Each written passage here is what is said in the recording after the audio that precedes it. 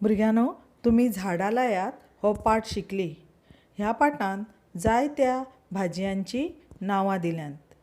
आमी जायते फावटी भाजयो पळयतात.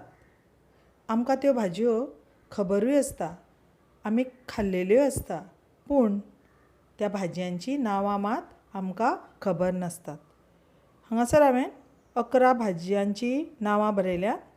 आतां तांची चित्रांय पळयात आनी तांची नांवांय जाणून घेयात. हो देठो. हाज्या पानांची बी भाजी करतात आनी ताच्या देठांची बी भाजी करतात. हो मुळो. हो वाल, ह्यो वाली, हो दुदी, ही तांबडी भाजी, ही घोसाळी, हे भेंडे,